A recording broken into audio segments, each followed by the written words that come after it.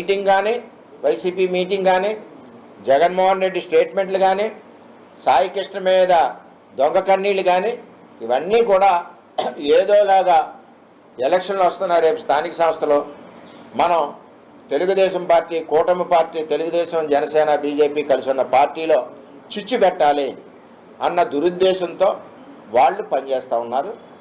అంచేత దీని మీద ఎవరో ప్రజలెవరో కూడా నవ్వుకుంటున్నారు మీరు చేసే సీన్లన్నీ చూసి. అంచేత ఏంటంటే ఈవేళ అభివృద్ధి ప్రదంలో చంద్రబాబు నాయుడు గారు ముందుకు తీసుకెళ్తున్నారు.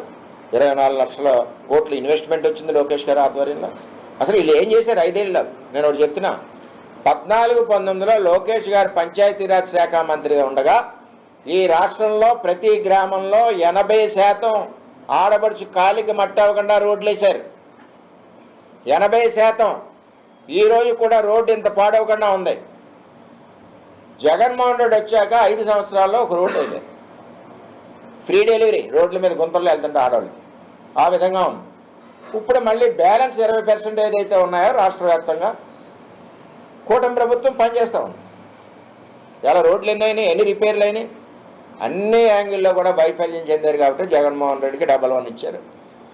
ఇదే విధంగా ప్రవర్తిస్తే 111లో ఒక 100 పోవచ్చు, లేకపోతే 200 పోవచ్చు అని కూడా తెలియజేస్తూ కాపులకు బ్రాండ్ చంద్రబాబు నాయుడు ఏ నాయకుడు కానీ ప్రకటించిన ప్రకారం ఇంప్లిమెంట్ చేయలేదు.